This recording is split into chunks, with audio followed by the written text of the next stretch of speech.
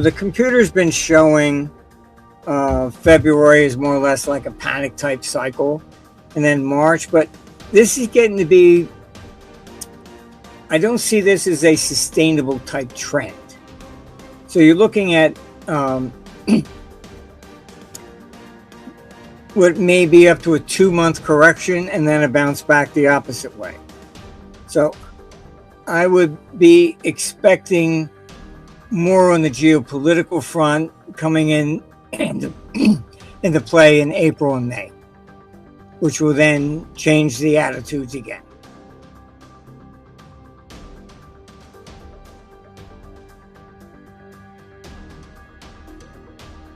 You're watching CapitalCosm. My name is Danny. It is February 9th, 2026, and my guest today is Martin Armstrong, the founder of Armstrong Economics. Marty, thank you so much for coming on, my friend. Oh, it's always a pleasure to see you, Danny. Likewise. Well, we've got a lot of stuff to talk about. We're looking at the possible resignation of Starmer imminently. Could happen today, could happen tomorrow by the time this video is released. Who knows? But we've got that. We've got metals, huge metals volatility we've seen over the last week. I want to get your thoughts on that. Energy, it looks like oil has been getting a bid, currently trading at 64.59. Ukraine war front, I want to get an update on that. Potentially even Middle East updates as well, if we have time for it. But let's go ahead and kick it off with whatever you see as most pertinent right now, Marty. What's on your radar screen at the moment? What's gotten your focus at this time? Well, I think the whole world is kind of in turmoil right now from a standpoint of geopolitics, but I'm not really sure we're going to see anything really explosive before April, May. Again, going into the summer, if we're going to see any kind of real war type atmosphere, I would expect then. From what I can tell as far as Ukraine is concerned, Zelensky is just he really should be tried as a war criminal, honestly. And he doesn't care about his people or his country. He takes his orders from NATO. When he took office, the death toll, I think, was only 130,000. And he promised peace. And now it's, well beyond 1 million. It's 15 million people have fled. And what's he, basically, Trump has said no guarantees unless he gives up the Donbass, which is the Minsk agreement originally. The Donbass are mostly Russians. They should have been allowed to vote and separate. The answer to Ukraine was the same thing you saw in Czechoslovakia and Yugoslavia. Yugoslavia went through a lot of wars, ethnic wars like Ukraine, but at the end, everybody split according to ethnic groups. Croatia, Serbia, Montenegro. It's this region. I don't think people quite appreciate. They don't see themselves as like a nation state.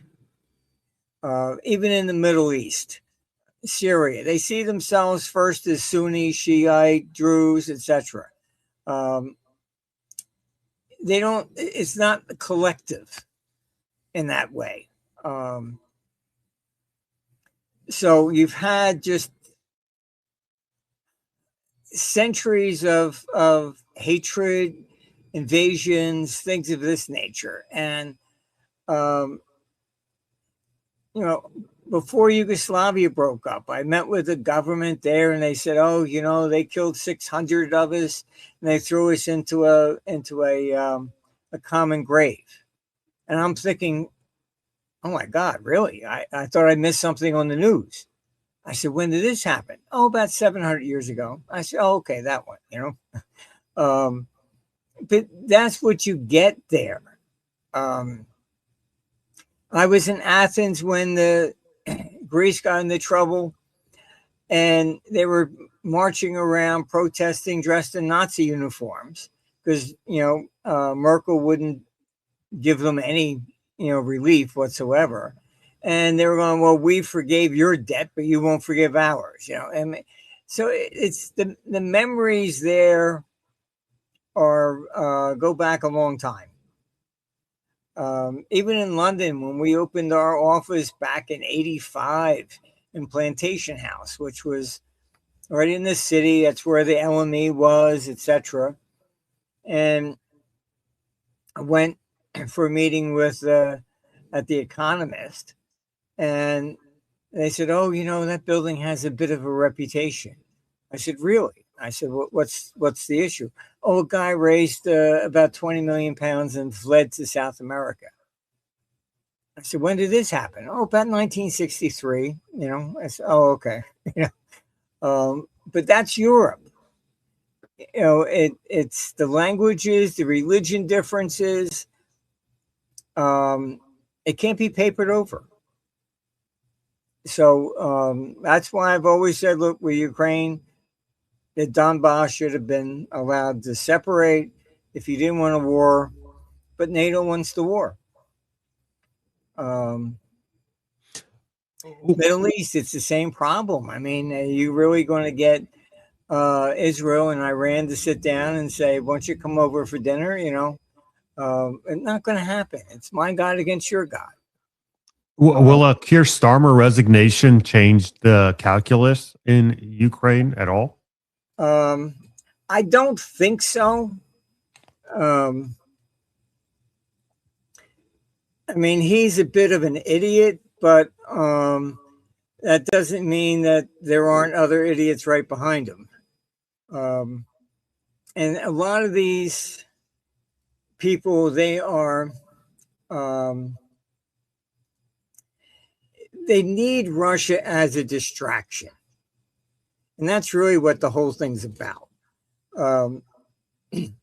As you know, when I was called in to help create the euro, and I said, okay, fine. This is how you want to compete with the dollar. We got to create a national debt. And Herman Kohl wouldn't allow that to happen. And he said no consolidation of the debt. He didn't allow the German people to vote. And he took Germany into the euro unilaterally. And I warned them back in '98. I said, this is not going to work. I said, ultimately, it will crack. And they said, we understand that. We just got to get the bureaucracy in first. And then we'll worry about the debt later. And here we are. We still haven't done anything with the debt. And, it takes a trader maybe to understand. All our banks use as reserve federal debt. They don't use, Illinois, California. I mean, if California went bust, what's a trader going to do? What bank has the most California debt shorted? This is the problem in Europe. There's no federal debt. So every bank has a cornucopia of the debts of all the member states, to be politically correct. So if, France, where the finance minister admitted that they may need an IMF bailout, if the market just gets a hint of that, first thing they're going to do is look at the banks, as they did with Greece back in 2010, who has the most French debt shorted. Okay, so you're talking about a banking crisis that will impact the pension funds. I mean, it's just a mess, a complete mess. And they won't really deal with the problem. I mean, I've had conversations just recently, and it's like, okay, fine. They understand what I'm saying. They understand that's a problem. Well, if Italy gets into trouble, this is what I was just asked. We can just jettison the South and then regroup with the Northern. I said, okay, fine. But each central bank prints euros. They have a code to say which central bank printed what. And I said, does that mean all the euro notes issued by the Bank of Italy are now void? And I get the dumb look, and it's like, oh, well, we haven't thought about that one. It's okay. That's a good one. I mean, so you look at metals getting volatile. As you go into war, you got also sovereign debt problems. Japan. So I just had an election change over there. Europe, it's then you throw in the geopolitics. I mean, this is why the metals have caught a bid. And most of the initial really burst in the rally was short covering. A lot of people were shorting it. Oh, this is going to crash like in 1980 or 2011. And they were wrong. All right. Everybody's talking about a huge short position in China by $1 billion there. I heard of a major bank that lost at least a few $100 million shorting silver. This is, look, our computer's been pretty damn good. So it's not my personal opinion. Okay. It looks at it. And as you know, I was one of the market makers in gold back in 80. And the computer came out and said, it's going down for 19 years. So I retired. I said, I'm going. Thank you. Find somebody else to buy your gold. I'm going. All right. It's not showing that this time.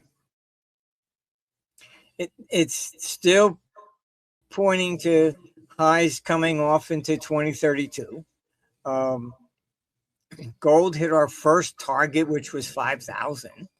And I've said for a long time, I said that 5,000 is where we would get the first major resistance. After that, once you really start getting through like 6,000, it's going to 10.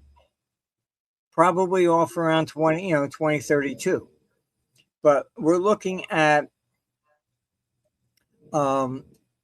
this is, there comes a point in economics that you get a major watershed event like 29. What made 29 so bad?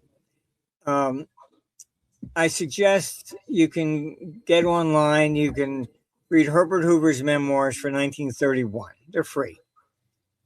And he talks about, it was a sovereign debt crisis. All the countries in Europe are defaulting. Britain even suspended debts. South America went out. China went out. And Hoover's writing, U.S. did not. But that's what pushed the dollar up so high and created protectionism and all the rest of this stuff.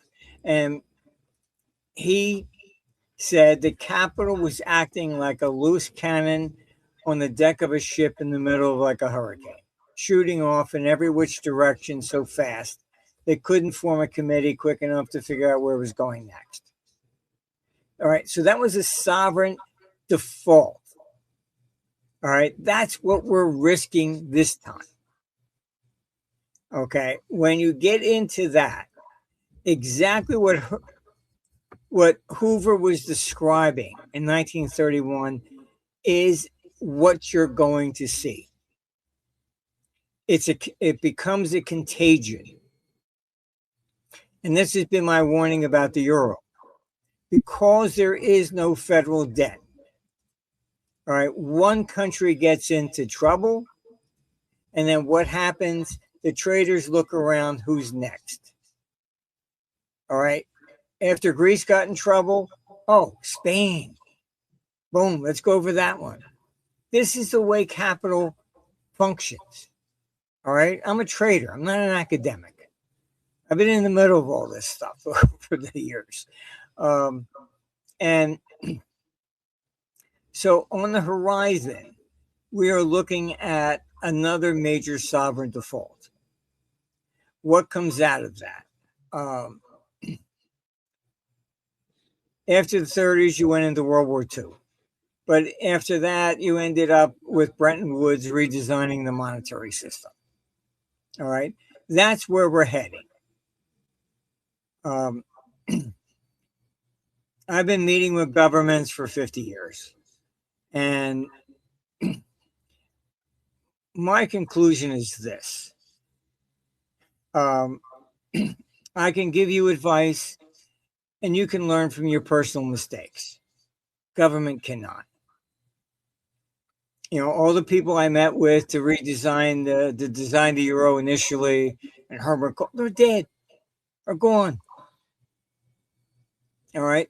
So you're starting all over again all the time. It's like Groundhog Day. You know, it's government is incapable of learning because the people constantly change. And then each one comes up, oh, this is the solution. And I have yet to ever see a single government, other than maybe China, all right, but a government in the West, it's always they're addicted to power. They want to, I've now got the, you know, the scepter and I'm going to do my way, you know, like Starmer, etc. Completely reverses the country, you know. This is nonsense. And the left and the right are so polarized, not just in the US, but in Europe too. In Europe, you know, they have demonized Trump so much that they've started their Buy Only European. You see anti-Americanism rising dramatically.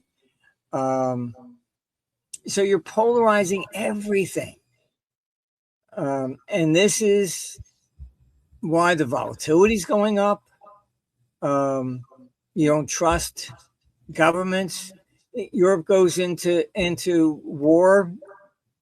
You don't want to own any government debt. I can tell you what they're doing now. I don't know if this is out in the press. But they know there's a lot of resistance towards a digital euro. So what are they trying to come up with? A euro stablecoin. Why? It will be backed by European debt. So to them, it's a way to sell debt. Oh, so you're buying crypto. No, you're not. You know, this is Abraham Lincoln did the same scheme for the Civil War. To raise money, you can look online, you'll find national banknotes. All right, so he allowed banks to issue currency. However, it had to be backed by you know, union debt. And so they'd buy, you know, $1 million worth of government bonds, then he could issue $1 million worth of currency against it. All right. And the bonds had to be held by the Treasury. So they didn't even trust the banks. This is stablecoin again. Okay. Banks, you can all issue stablecoin backed by government debt. It's the same exact scheme. Europe is doing this, and they are hoping to sell, you know, euro stable coins to Africa and Asia to raise money. It's always the same thing, constantly. Nobody's interested in reforming, actually doing what's right for the country or for the people. And it's, look, I've been in meetings and I've said, look, if we don't do this in 10 years, you're going to get, And the response I get, yeah, well, I won't be here then. That'll be somebody else's problem. This is the systemic problem we have with government. It is not run like a managed business. I'm here for 4 years or 8 years, whatever. That's all I give a shit about, and I'm gone. I've spoken with people that were behind trying to put in legislation to end insider trading in Congress. You know, the excuses that I've heard. Well, how am I going to pay for my children to Congress? I mean, to college. I said, really? You're admitting you're insider trading so you can send your kids? I mean, this is crazy. Quick pause, because this is one of those ideas that only works if you think the old system is broken.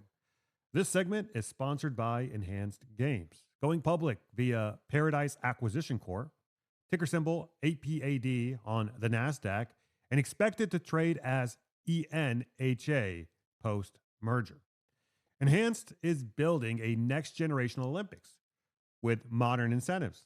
Instead of banning performance enhancement and forcing it underground, they bring it out to the open under medical supervisors, rigorous science, and full transparency. Athletes are paid more than traditional global competitions. Health and recovery comes first, and the data is treated as an asset, not something to hide. And this isn't just a sports league. The games are the proof of concept for a broader consumer performance, recovery, and longevity platform. With telehealth and consumer offerings planned for Q1 2026, extending elite performance medicine to everyday people. The first Enhanced Games event lands Memorial Day in Las Vegas, featuring Olympic gold medalists, world champions, and record setters, including Thor Bjornsson attempting record-breaking performances. This is a first mover bet on transparency over hypocrisy and science over legacy institutions. To learn more, visit enhance.com and take a look at APAD on the NASDAQ and soon be ENHA on the NASDAQ post-merger. As always, this is not financial advice. Always do your own due diligence. But unfortunately, you know, look, when the Clintons left the White House, they took furniture. They had to give it back. If you go to a hotel, do you take the bed when you leave? You know. Well, Marty, I want to take us back to what you were saying about gold prices. You know, where we are currently right now at just a little over 5,000 at the time of this recording, and you're looking at potentially $20,000 gold, you know, by 2032. My follow-up question to that is, what does that imply for the price of silver? Silver has always been tied to the hip of gold, but from what I've been able to gather from some of my other guests who are, you know, have some expertise on China and so forth, China seems to be wanting a lower silver price due to its manufacturing reliance on, or industrial reliance on, silver. What are you looking at for silver as well as we head into 2032 into this metals bull market? I would say a conservative projection is about 165 to 200. On gold, it would be around 10,000. It's silver. You do have a legitimate shortage, and the specs have been, I think, losing a lot, assuming they're shorting things that they thought it was just a speculative boom. But this is a reflection of the decline in confidence in government on a global scale. I think even if you talk to probably the majority of Americans right now, I forget what the goal with the Gallup poll was, but I think the confidence in Congress was nearly at the bottom or number 2 from the low. They just don't trust them. It's whatever they say. Who knows? I mean, we had a politician here in Florida saying, because there's a bacteria that ends up in the Gulf, they call it red tide. Vote for me. I'll make sure there's no red tide. It's all these farmers and their chemicals, etc. I just Googled it. When was the first red tide? 1642, reported by the Spanish. I mean, they just make up shit. It sounds good, but you got to be careful about all of them, really. And Trump with his tariffs. I think the Supreme Court is supposed to rule on that coming around the 20th to see if they're legitimate or not. But how do you anticipate them ruling?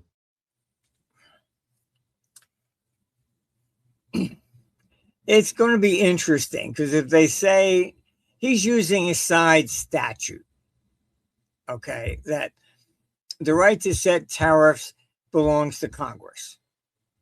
So it's a separation of powers type thing. He's using an emergency act and calling it national security. Personally, I would rule against that.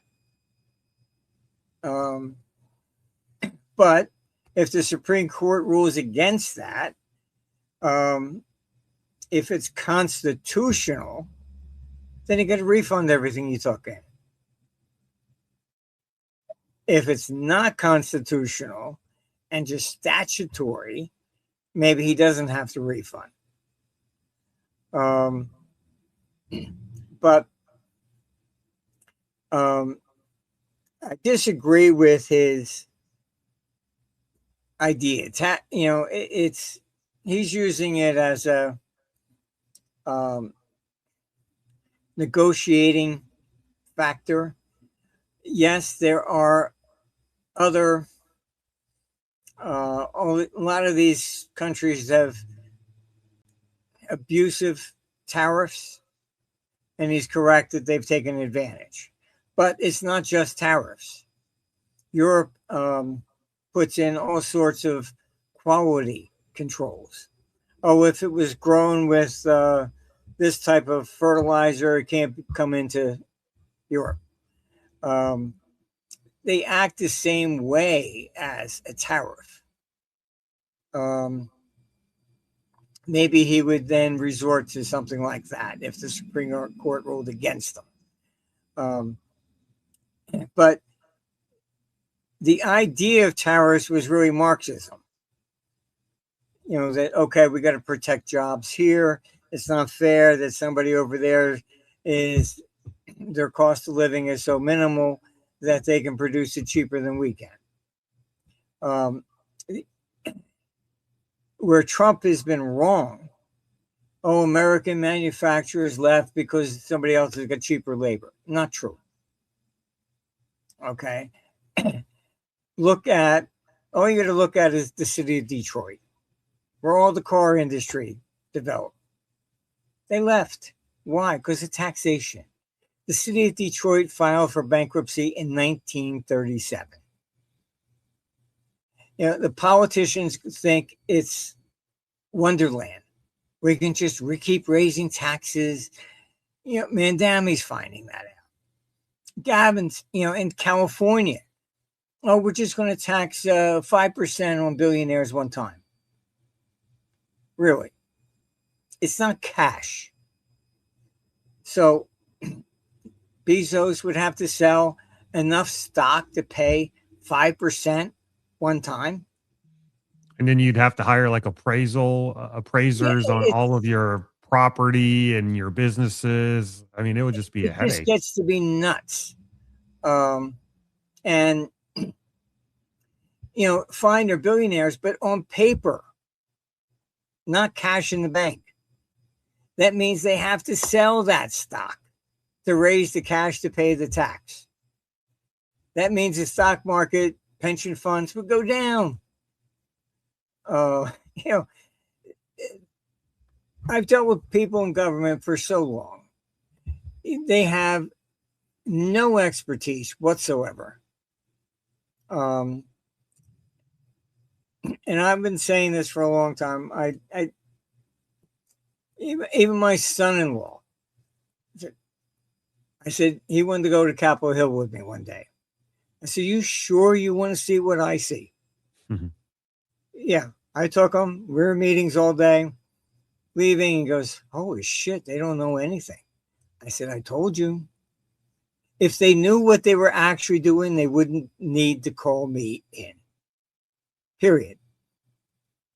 I mean, people have to understand. I mean, even this peace plan that I was called in, why would I called in to write a peace plan?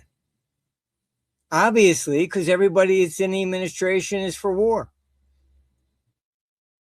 They had to go outside to get somebody to do something. I mean, then I get a letter from Trump. Thank you very much for writing. I mean, the people that are in there, Rubio, etc., they're all neocons. They don't want peace with Russia. They've grown up, this is like Hamas, they just hate Jews. There's no logic to it anymore. That's just, well, they killed my great-grandfather or whatever, just goes on and on and on and on. It's the cycle of violence that doesn't break. You don't think there's any... get rid of the neocons in a couple of generations, but... You don't think there's anyone in the Trump admin that's for peace in Ukraine, Russia? Not Tulsi Gabbard or anyone else? There are probably some, yes. But when I was called in, first I took my assistant with me because I was asked to come in. They wanted to give me a briefing on Russia. I said, you want to brief me on what you're doing in Russia?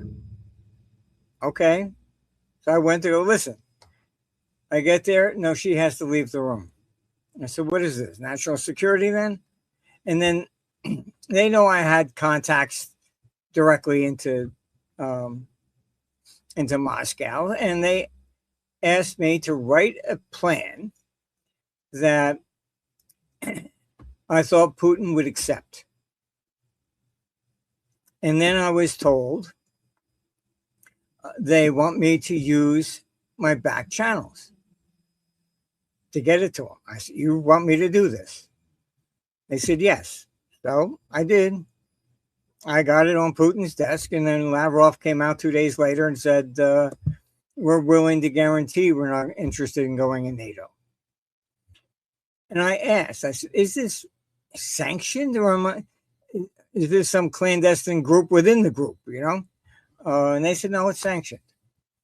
And so I did get a letter from Trump thanking me, so I guess it was sanctioned. But Rubio has been, the reason he was made Secretary of State, and he has been a neocon against Russia for, decades. And I asked, I said, what the hell is going on here? Why is he being put in as Secretary of State? What I was told was that was an olive branch to the neocons. So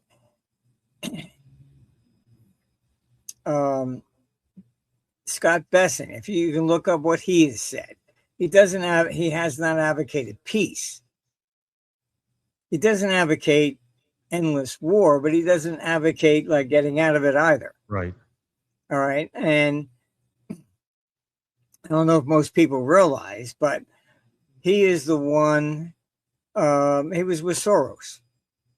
He's the one that actually sold the trade to short the British pound. And,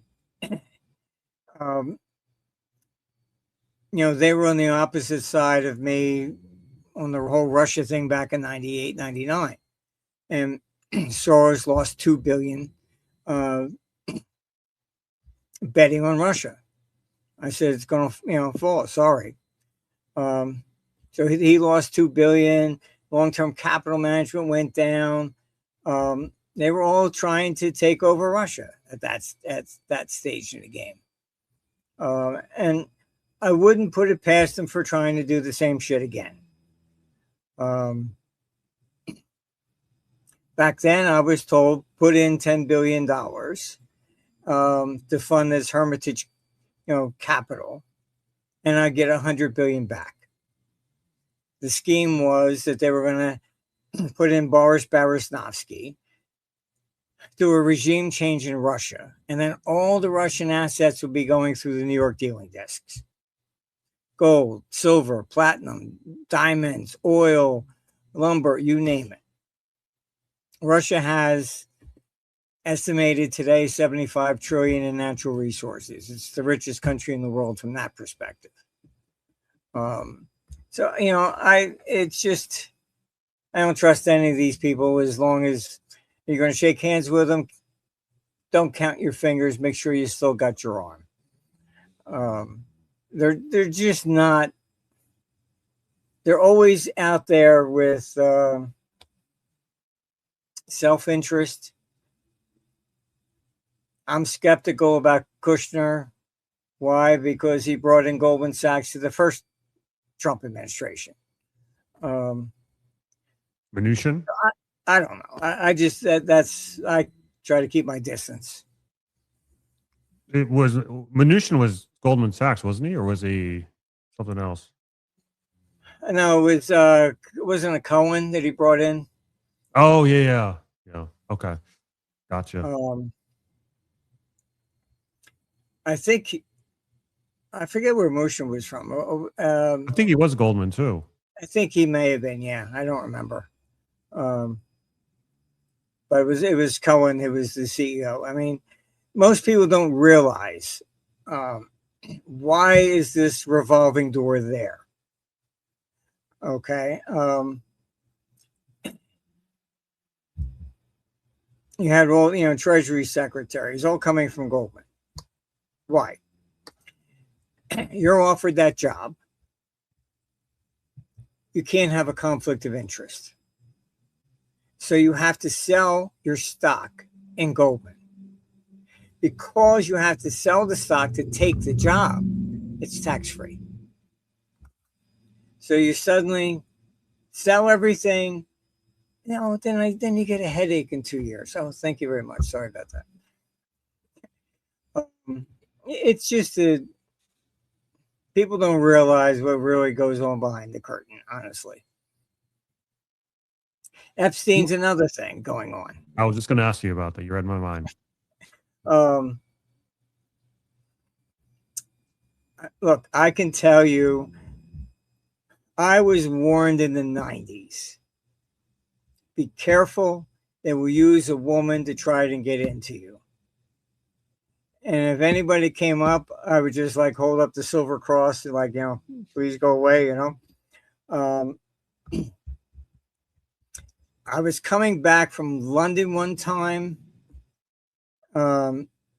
waiting for the limo to pick us up at front. My assistant, she went to go to the bathroom, and there was a tall, good-looking black girl standing next to me, and she had a short black leather skirt, stiletto heels. Typically, that's what you see in New York. That's a uniform for a hooker, usually. I'm just waiting for the limo. She's trying to chat me up. Oh, so you go to London often? I said, yeah, I go back and forth a lot. I'm just being polite. My assistant comes out finally, get in the limo, and she goes, boy, I can't leave you alone for 15 minutes. You're talking to a supermodel. I said, supermodel? I said, I thought that was a hooker. I don't know. Look, this is what they do. If Epstein is really just into young girls, you do that maybe with the guys at the pub. Look at his list of all the people that he's brought in. Every one of them, from Bill Clinton to princes, they have something that they can be blackmailed for. All right, this is what I was warned about a long time ago. I mean, they always do that. The Russians, that was part of intelligence operations. They've always done this stuff. So to me, I'm questioning some of this press that's out there. Oh, well, maybe he was doing this for Russia. There's no indication that Epstein went to Russia, but he's already under indictment. But he was allowed to leave the country and go where? Israel. If you've got an indictment, you can't leave the country. You have to give up your passport. Obviously, he didn't. There's so many things with this stuff that just doesn't really make sense. And when he was put in MCC and I saw where he was, you can look it up. I put out a blog. The question is, will he commit suicide before he pleads or after? I knew where they put him. No communication, anything else. Supposedly, I mean, people commit suicide in the hole. You're in total isolation, etc. All right. Forget that he's even supposed to be on watch. The psychiatrist is supposed to come by there at least 3 times a day and check on people.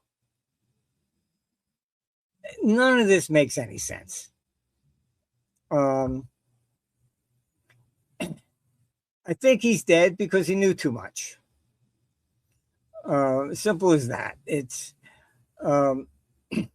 maybe the people that indicted him in New York stepped into something they didn't know, and then it was too late. But I think even on his previous, I think the prosecutor dodged it a lot and said that he was told that from intelligence to leave him alone or something. So I forget who that was, but they said he had some clearance or whatever.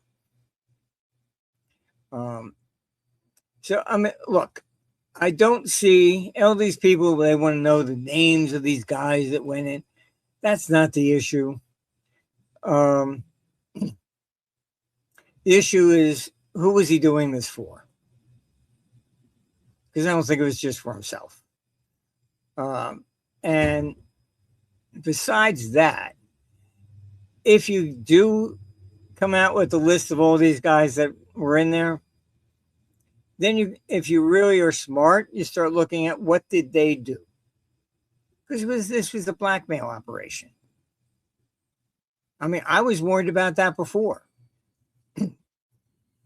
Elliot Spritzer, remember he took out the head of AIG. He was fed information, charging AIG, and the head of AIG had to step down. What happens then? All of a sudden, AIG, because Hank basically refused to underwrite the CDOs. He's removed, and it was all set up. Spritzer didn't know what he was doing, but he was doing the bid for Wall Street. Hank is gone. AIG suddenly underwrites all the stuff for Goldman. Then Spritzer, who thinks that he is working independently rather than being a puppet on strings, decides he just took down the head of AIG. He's now going to clean up Wall Street. What happens? Oh, look at these checks. You were paying hookers. And all of a sudden he had to resign. This is what they do. This is not something that's a conspiracy theory or anything else. This is operating procedure. And I was warned about it in the 90s. So you don't see my name in in the Epstein files, I stayed a hell away from. I knew what they were doing. I'm going to say, you just hold the silver cross and say, please go away, you know? Well, you did send out a tweet about a few days ago saying that you had gotten, I mean, I'm paraphrasing what you said, but essentially that if you wind up, 6 feet under, it wasn't like they say. What was the rationale? What was the reason behind that tweet? Largely because of what you're looking at with my adversaries have always been with the neocons, and being called in to actually write a peace deal, and then Trump seems to be doing everything I put in that thing. To my surprise, the letter he sent me, the only thing that he disagreed with was exiting NATO. But at that meeting, I mean, they know where I stood. So being called in the first place, I'm like, what's going on here? And I said, look, we better get the hell out of NATO because they're going to create a false flag to invoke Article 5 to drag us in to fund their war against Russia. And I was told at that meeting, yes, we know you're correct. So after I did that deal, Rubio comes out, we're not going to exit NATO. So why did he suddenly come out publicly and saying that? Is because I'm saying the opposite thing in the meetings, and that's the gist of the report that I'm supposed to write. So it's just that if they don't get to destroy Russia, maybe they just shut me up once and for all, I guess. I don't really care anymore. I really don't. It's like I've been here, done this for a long time. I've seen it every which way from Sunday. I think it's going to take a couple more generations to squeeze this neocon nonsense out. But I mean, you look at, to start the war, you had John McCain there in Maidan. Overthrow your government, we're with you, etc. Can you imagine if Putin sent somebody to stand on the steps of the American Capitol building, overthrow your government, we're with you? I mean, what these neocons do is outrageous. There's a move, and McCain was the sponsor of the Magnitsky Act. Who was Magnitsky? He was the accountant for that company they wanted me to throw $10 billion into, Hermitage Capital. All right. And there's a film called The Magnitsky Act. I met with the producer of that, Alex. He was doing it initially because he was anti-Putin. And the more he dug into it, the more he realized it wasn't Putin at all. It was this whole clandestine group. So what did they do? They had the film banned in the United States. They petitioned the Parliament in the EU to change the law. So after signing a deal, they can still revoke it. This has changed documentaries in Europe. It was all to hide the fact that, the Magnitsky Act, then you had the secret meeting in Trump Tower with Russians and others to try to say, hey, this Magnitsky Act is all total bullshit. And the press turned, Trump's son is meeting with clandestinely. I'm sick and tired of all the bullshit. I mean, nobody wants to tell the truth. That was a regime change that we attempted on Russia, period. All right. Why do you think Hillary all of a sudden started the other lie, Russiagate. It's been investigated every which way from Sunday, and that was all found to be lies. Look it up. What did she say? Why would Putin interfere in the 2016 election? And she says, oh, because I said that some election, not even involving him, was rigged in Russia. Really? No. He knew she was, the Clintons were behind it in 2000. So she thought he was retaliating against her. I mean, this is, I've spoken to the people in Congress that did the Benghazi investigation. I mean, we were running guns basically through that embassy to overthrow Assad in Syria and Gaddafi in Libya. And that's why they attacked it. And look at Hillary's response testifying before Congress. Why would we attack? Oh, what difference does it make? She wouldn't answer. I mean, I'm just sick and tired of there isn't anything out there that they put out which is true about anything. The Epstein stuff, it's standard operating procedure for intelligence operations. And somebody was digging up dirt on absolutely everybody. Why? To control them all. And the real question is, who did what for who? Do you think that they still need an Epstein in this day and age, or would these alone suffice, the purpose as well? Because I mean, these are constantly monitoring us. They're recording every conversation that we have, and they can tap into the cameras anytime they want. And so, I mean, do they even need Epstein in this day and age when they've pretty much automated Epstein?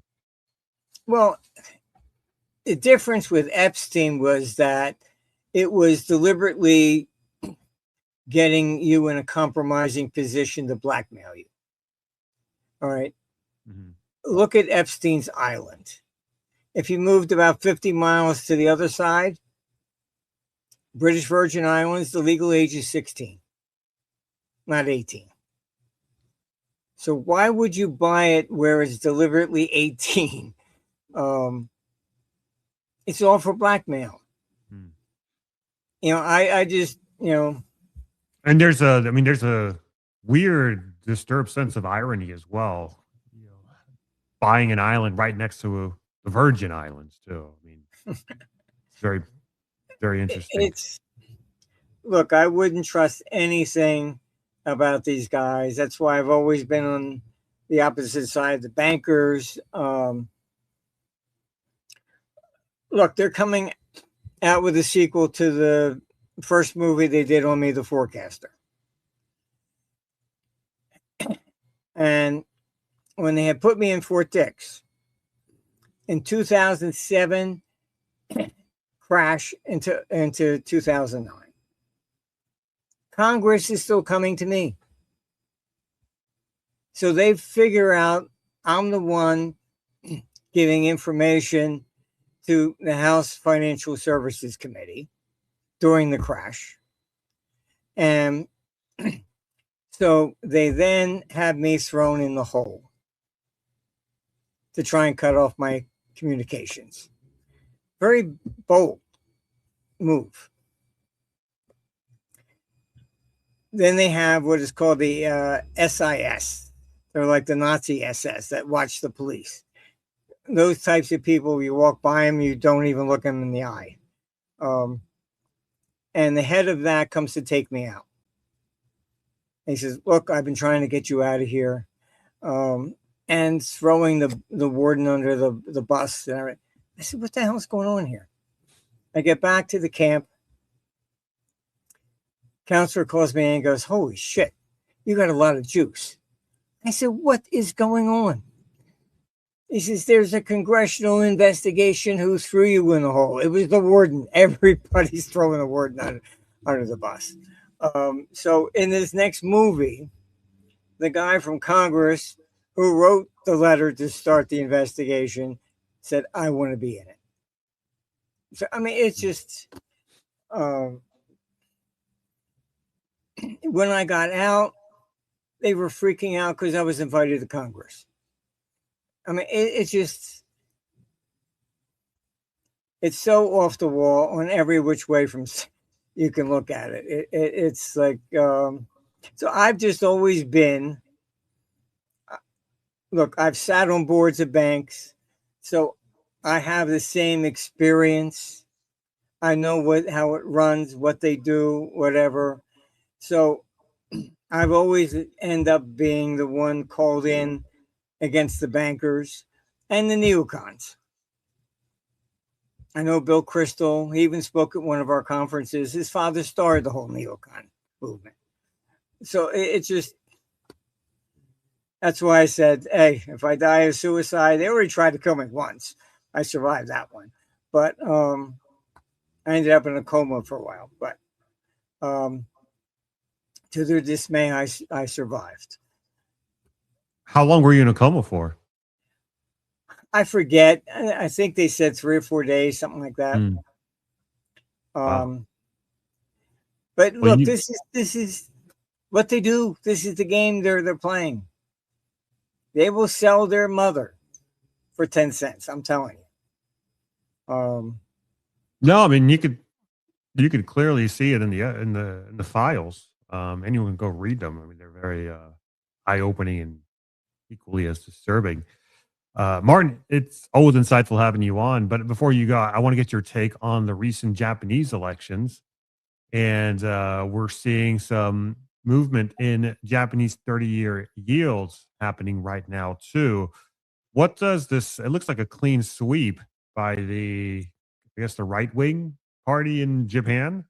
They now have a super majority to even rewrite the constitution if they want. So have you been tracking that front there? What does this signify? The biggest issue in Japan is that they were on the brink of a sovereign default. And most people, they just look at the surface of statistics. Oh, Japan's one of the largest, holders of U.S. debt. You got to pick up the rug a little bit. It's not the government that's holding U.S. debt. It's the corporations. Why? They bought U.S. debt as a hedge against their own government. So this election is basically part of this collapse in confidence in government. And they have a supermajority. And it's like people saying, I've had enough of enough. Can they really reverse things? Probably not. They can rewrite the Constitution at this stage. But I seriously doubt that they're willing to do what's necessary to bring Japan actually into a viable long-term economy. They're exactly the opposite of China. China really does look at things from a long-term perspective. Japan is caught up in this. I mean, look at what they did, last year, one of the auctions, they bragged that the central bank had to buy 97% of their own auction. That's a good thing. It meant nobody wanted to buy it. So it's a real confidence issue there in Japan, which we'll see, but I'm not real optimistic that they're actually going to be able to change the long-term direction of Japan. I see. Well, I think we've covered the waterfront then at this time, Martin. Anything else you'd like to talk about before we wrap up?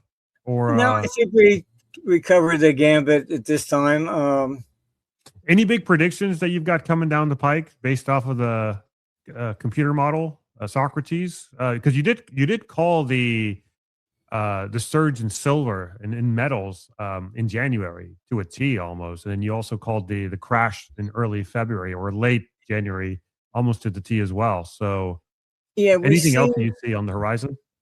the computer's been showing February is more or less like a panic type cycle, and then March. But this is getting to be, I don't see this as a sustainable type trend. So you're looking at what may be up to a 2-month correction and then a bounce back the opposite way. So I would be expecting more on the geopolitical front coming into play in April and May, which will then change the attitudes again. Interesting. So don't expect a sustainable, trend at this stage and point. It's up, down, back and forth.